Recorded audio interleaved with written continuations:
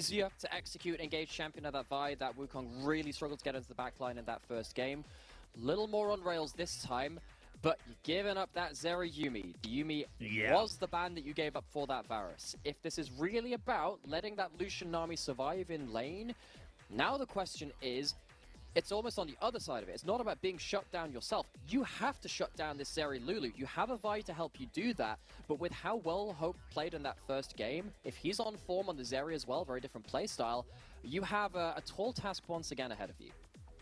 Yeah, I mean, look, you know, we did see moments in that mid-game of the Lucian-Nami power combination, of course, with the Gale Force and the Imperial Mandate doing work, putting in damage, but at that point, it was just too little, too late. So if they don't give up that many kills and that much of a dragon and gold lead, maybe there is a much better, a much more cohesive conversation to have.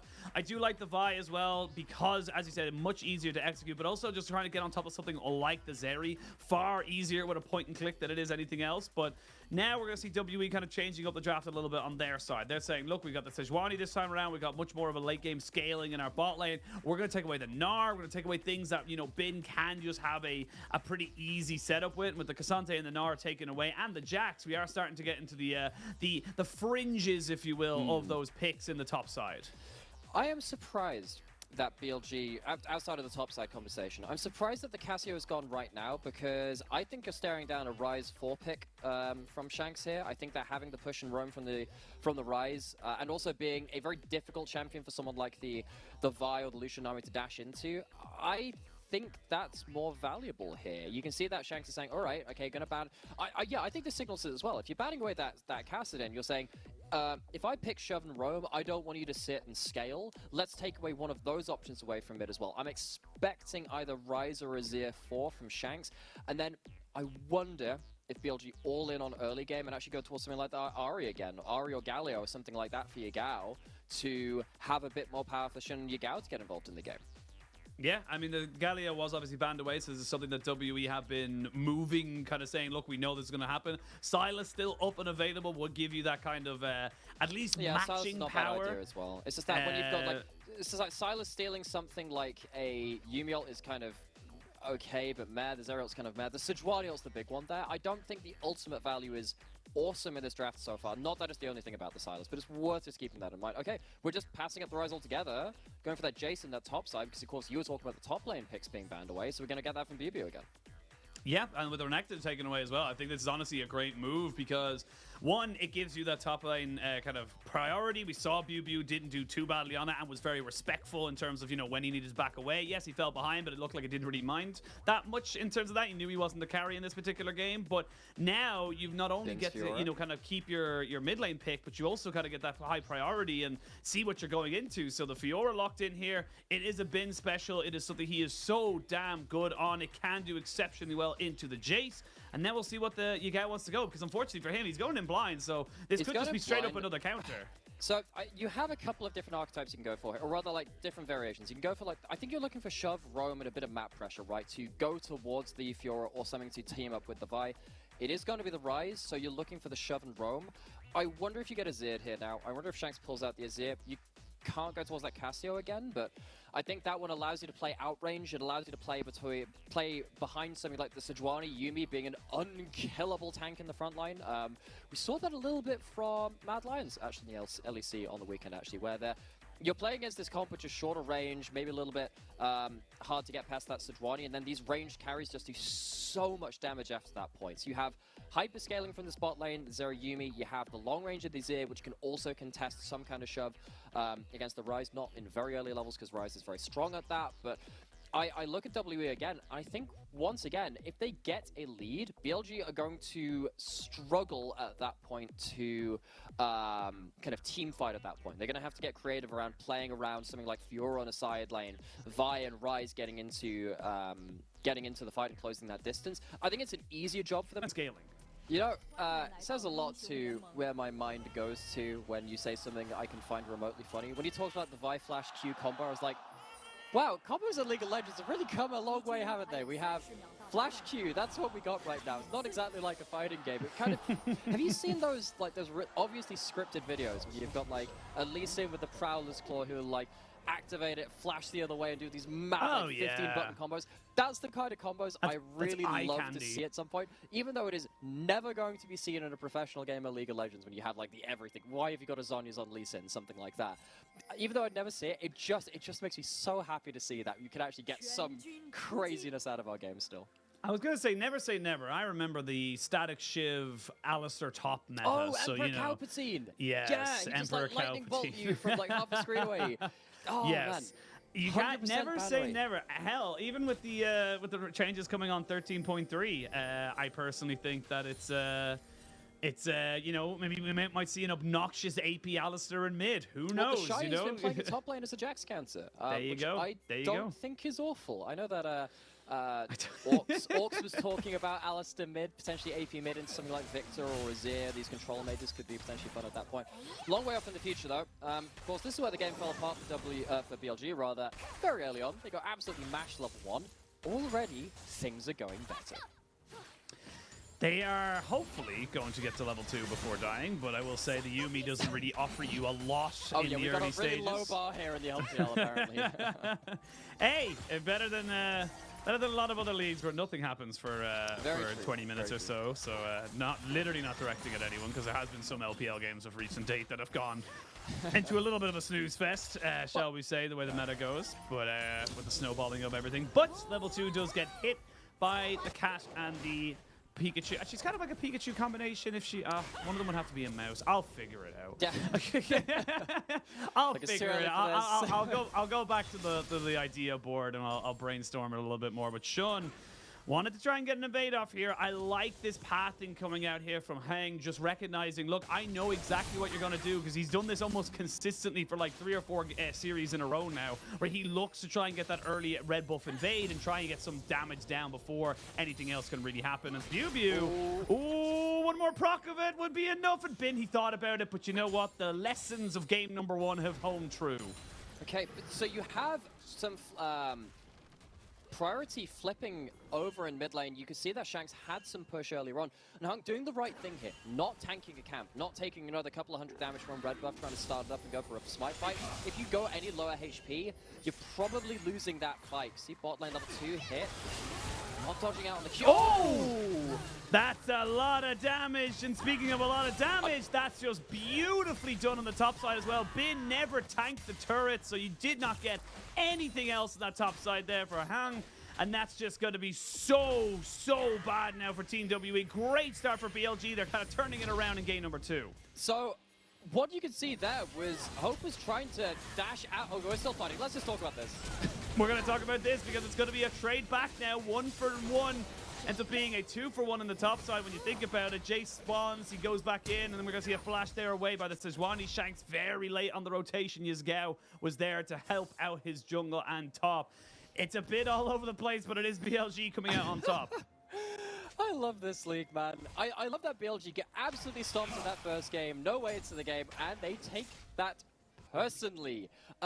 Really big factors to consider this. Of course, the bot lane had some interactions around that. Individual 2v2, really big for them to get something of a ball rolling in terms of shutting down this area in the Yuumi. That's an important thing to start there. But topside, a lot of what we were seeing between the Sejuani and the Vi kind of just staring off in the jungle was waiting to see which mid laner was going to win the arm wrestle. And it was Yagao. Yagao does come up, and with Shanks kind of being a little bit late as the punch, despite being up in CS, that CS is at the cost of the blood of his teammates on top side, because Yagao gets there first. BLG off to a good start. Fiora has 2 kills, and now suddenly, very different look at what is happening between these compositions. Now, the thing which I spotted in this replay was, of course, he got all these summoners being blown. The big thing here is that you can see that Hope is trying to dash out of the piercing light from the Lucian. You can do that, and just gets the timing a little wrong. Of course, actually, no, that's not the piercing light, because he leveled up that W, but tries to get something to the side, dodge off the skill shot, but just miscalculates massively.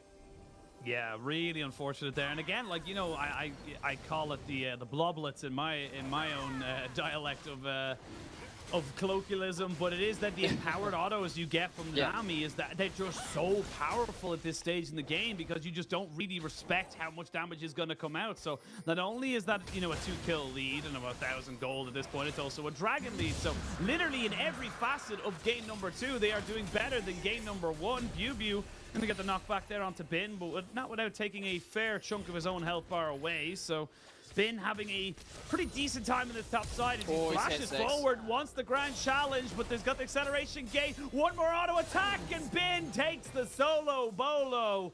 This game is starting to crumble away from WE, and we're only 6 minutes in. Bin picks up the champion. He got a pentakill in a Worlds final on, and he is absolutely smashing this early game. If you want as Team WE to sit and scale and play out through long range, you're going to have to set up your side lanes for success first, so you are allowed to group. That has not been allowed to happen. You have a huge CS lead. You have a 3-kill lead to Bin as well. This Fiora is already off the chain, and if WE don't find a way to stabilize out whatever the heck is going to happen in this side lane, I'm expecting this already, just 7 minutes in, to be going to a game 3. It's that dire for WE. This is rough right now. You can even see in the levels as well. Like, this is Biubiu a solid level and a half behind. And again, that wave is pushing into it, so it's probably a little bit closer to 2 levels. So this is rough, to say the least. That is absolutely absurd. So, WE, you have flipped the script. You are taking the role of BLG from that last game in regards to you're behind. If things stay like this and you don't make a big play somewhere, this is going to go from bad to worse. How do they go to that? Because they don't have Hope ahead in this game.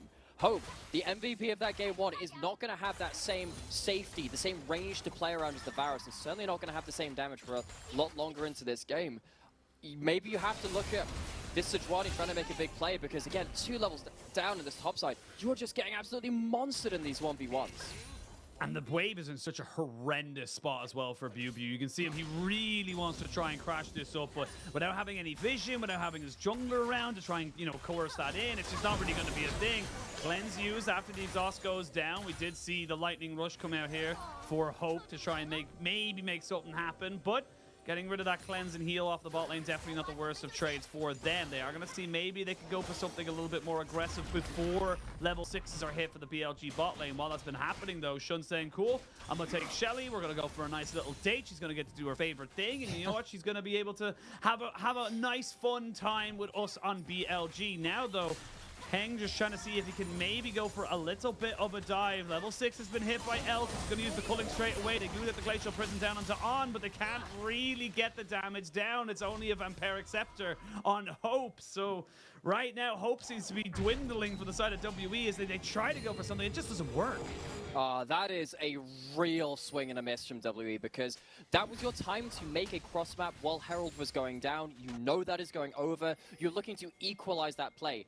They can't even do that. They can't get any of those plates down. They can't get a kill, can't get gold into this Zeri Yuumi, which of course is such a meta defining combo. And now BLG, they are absolutely laughing at this point. Elk and On haven't been punished for that last series of play where they had to blow that cleanse. I was a little bit worried not having the cleanse versus a incoming Sejuani ult, but it didn't even end up mattering. And this is Dire Straits doesn't begin to cover it. You're really looking at that next Sejuani ult to come into play. They just used it in that failed play on bot side, but that again gives BLG a window of time where they know that's on cooldown to go into the enemy jungle, to play around the lane that they want, look for a play without fear of recompense.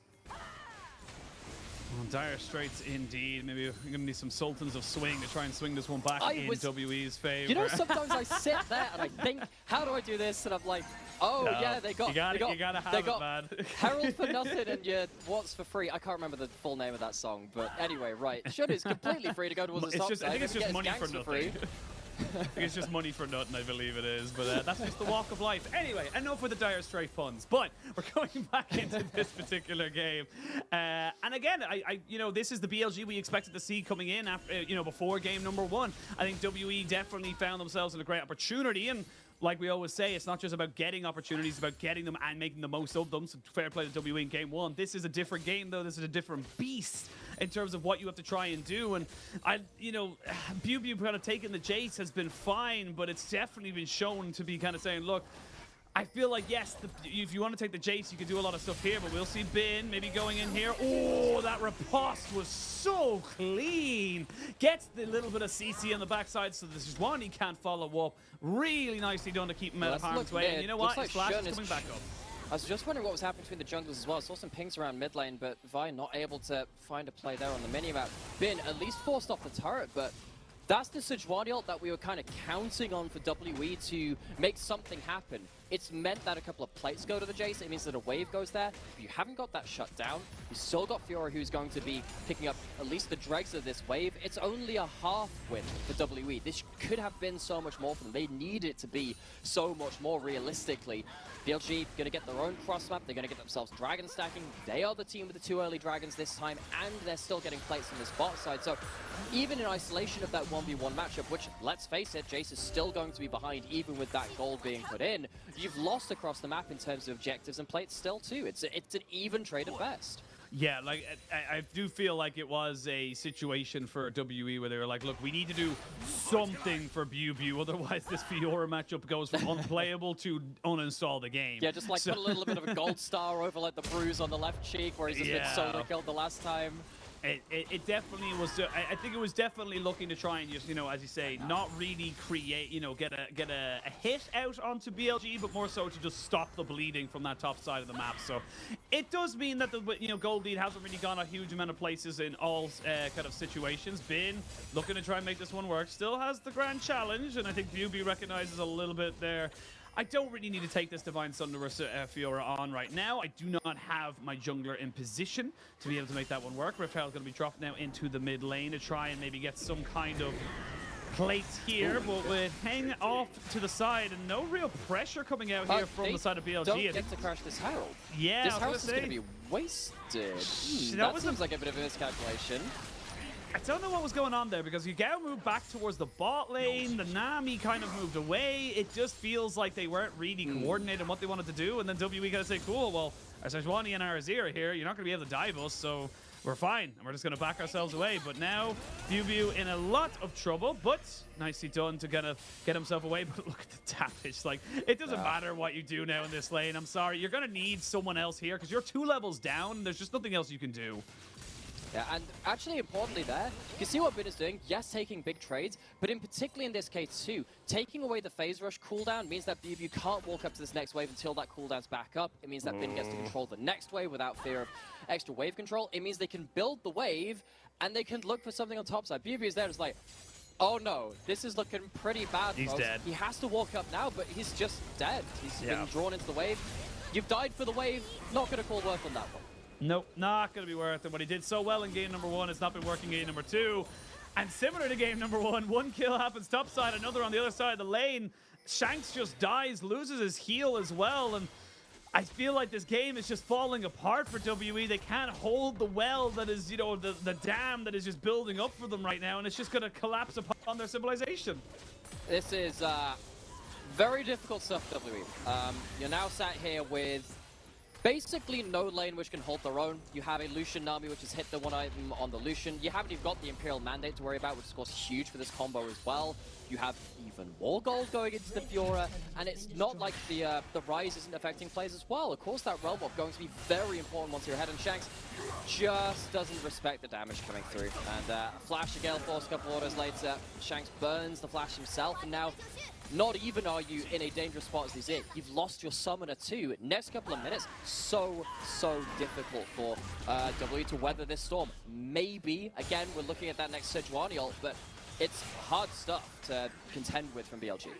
Yeah, it really is. I will say WE, though, have got themselves a couple of first completed items. They finally have the Eclipse here for Biubiu, but not really going to do a lot in that top lane matchup, you would imagine. But with the pressure being on the bot side, you did see Yagao kind of covering that. They know he does not have a TP, or you would imagine they would be keeping an eye on that cooldown. So they say, cool, no Realm Warp, no TP. That's going to be our Rift Herald. So again, getting something there, good rotation from them. And again, you still have an Azir and a Zeri. If this goes to 2-3 items, that's when this game gets scary for BLG. You have to be very careful with how, I suppose, lackadaisical you want to be right now, because this can just end up kind of, you know, stalling out. We saw it in game number 1 where the goalie didn't really go many places. Rift Herald's going to be dropped down into mid lane as bot lane does go down. Elf puts down the culling, but it's not going to dissuade any kind of real take of this tower.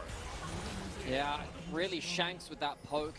being the deciding factor in this play. So WWE, they find something. They get that mid lane out of her. Maybe that means that they can get themselves some vision off this play as well, but now they're getting collapsed on. Yagao is around, could potentially flash over the wall as Bin was taking off the other side of things. WWE, actually in quick succession, get 3 objective bounties back to back.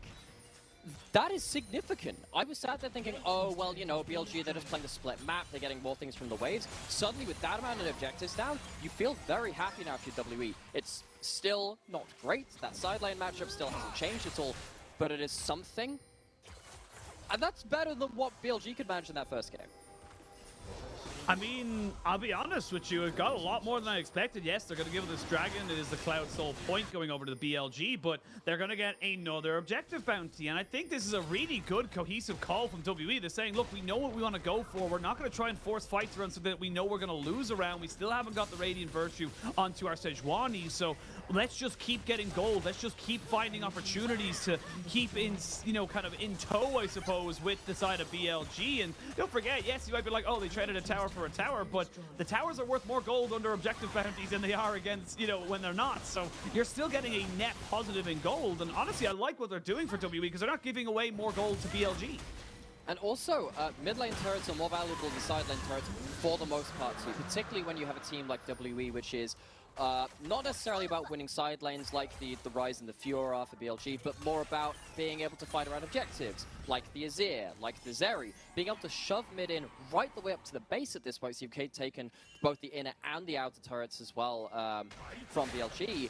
That is suddenly a lot better position than you would have thought WWE should have had any right to be in, given how poorly they were losing individual matchups across the board. Now we have to sit and say, okay, balls have dropped a little bit from BLG. The gold is back within, you know, 3,000, 2,500. What are you going to do to accelerate this lead again? Because we were worried about it stalling out to an extent, but this is actively backslid at this point. You need to find a way to probably get a Realm Warp onto a side lane. Probably looking at Shun, thinking about it. Get a Vial onto someone important. You see that Shun is hanging around the mid lane, but W doing a great job of just being around and making sure that they have the Sejuani ult in tow, making sure that they have Shanks here as well with that big amount of damage. Oh, well, gets clipped by the back end though. I was going to say, he got a little bit slowed there, does lose the cleanse. They did get the Immortal Shield Bow out of hope, and you can see him there with the cat on his back. He's just kind of scaling back up. The Fiora now joining in. They will have vision of Bin, so not going to overzealously move forward there. And again, we kind of go back to this little bit of push and pull between these two teams. With neither side having a mid lane tier 1, it becomes a little bit easier to get into these nooks and crannies of the jungle. And with all 5 members now available for BLG, they're kind of moving back towards this movement and seeing if they can maybe catch someone out. A flash from Yagao into a rune prison could be huge, but he knows he's gonna have to wait a couple more seconds before anyone on his team could arrive, so they just backed themselves away. Very tense moments right now. It does feel like we're getting to a little bit of a boiling point where, again, if WE can survive to 2 items, 3 items, that's where this game starts to get a little less secure, shall we say, for BLG. They are still in the driver's seat. They are still doing very, very well for themselves, and the Fiora is always going to be a win condition, but can't count out an Azir and a Zeri for any, you know, want of money or gold. Yeah, so we have Soul coming up in 3 minutes. Last game, we looked at the Ocean Soul for Team WE, and we thought, yeah, that's pretty game ending. They have lots of ways to use that Soul. Cloud Soul is not awful for this BLG team, particularly the Fiora. Once you pop ult, having that extra ability to get move speed, to run down your target of choice, very powerful. But it's not a team fight winning tool. And also, I look at WE. I think they are pretty okay to maybe, you know, look to see if you can take away that dragon, sure, but maybe give that up and stall to something like an Elder, just keep around mid-priority, don't give up any free wins where you can give it, fight around Baron, fight around Elder, and stall out the game so you can reach those items. I don't think Soul gives a game-breaking advantage to BLG, but Shun, looking around those side lanes, that's something that we were looking for as well. If they're not going to be as fussed around objectives, WE, maybe they would be a bit more scared of being outplayed on side lanes. WE setting up in this mid lane low, and Elk is playing with fire, being so far from his team for that amount of time. He's dashed. They're going to jump straight on top of him. They're going to be able to try and burst him out. He flashes, so really nicely done. Hope gets taken out as well, so it's a 1-for-1. Both the AD carries have been taken away. Flash forward, and they're going to try and catch the Yuumi, but he cannot get it. Still maintains an equal trade, and again, we talk about this all the time in League of Legends. If it's an equal trade, the team behind is always winning. And also for an equal trade, BLG are not in side lanes. They chose to fight in mid lane. This is a composition that wants to be splitting the map and either forcing WWE to split across the map and then focus onto one part of it, or getting individual victories at that point as well. They get neither, they trade evenly, and yes, they're going to get themselves some mid lane priority, maybe some vision for what can happen around this objective. Shanks! Oh, Bin with the cold ice in his veins, just holding that riposte for so long, forcing a flash out of Shanks and his ultimate. Let's have a look at this one here, because again, this was WE looking for Elk. You can see just how slippery it is to kill off this Lucian. There's Biubiu not quite on point with the skill shots, maybe trying to predict a flash, maybe trying to see what mobility could come out. Coming out of that replay really quickly, because 30 seconds up until this dragon spawns. Have to see how this one builds up. Actually, WE done a good job of maintaining some vision across the board for this, but how much work can they really get done? Biubiu caught out, no flash. Yeah, no flash. They're going to try and get him away from this one here. They're going to fully commit, though, with the Vi. And that's going to be a pretty easy pickup here for BLG. They get themselves the cease and desist right down on top of them. And this is why the Vi is honestly such a really hotly contested jungler. That point-and-click CC is always going to be relevant, always going to be valuable for you in these team fights. And now, with the Shurima's Legacy popped up into the mid lane, you can see BLG haven't gone for the dragon just yet. They are going to get the Rune Prison down there onto the Sejuani, who's taking a fair bit of damage. The tidal wave come across, lands down onto 2. Oh, the bubble spells trouble. Bin looking to see if he can maybe work something here onto Hope, but 2 kills go over to BLG again. They're going to be able to take the Baron, probably the Dragon Soul as well. And what was WE holding is now kind of flooded against them. They are going to have a TP coming in here from Biubiu, so decent poke should be able to come around the side as Baron does get started.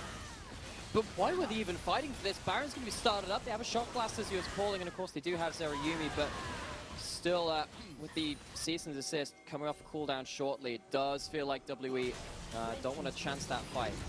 Bin going to have a look in towards this dragon. I wonder if he wants to build that dragon as Biubiu. Zeri Yuumi coming over quickly though, and does look at least like WE can deny that soul, but now they have to deal with a potential snowball Baron play. Got those onto all 5 members of BLG, everyone buffing up minions for this point in time, and now, even though it felt like WE didn't have to give that fight, now BLG can go back to what should be their preferred style of play, no objectives on the map, winning through side lanes, having realm warps, destabilizing the numbers across the map, and all I can think of in this replay is, why the heck are you fighting this? You don't lose to this Cloud Soul. You lose by giving up silly kills like that, which allow BLG to take 3 wins, take a Baron, take control of the map, and now you're in a much worse place than before you decided to look for that fight.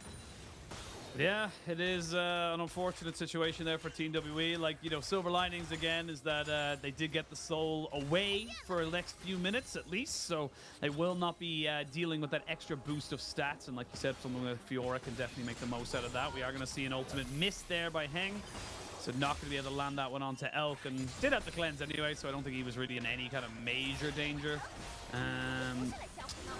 As they come now and try and make siege onto this mid lane turret. And I will say, you're still a very short range composition coming out here from BLG. Heng is you might want to tell down. it to Elk. I don't think he's got a memo on that yet.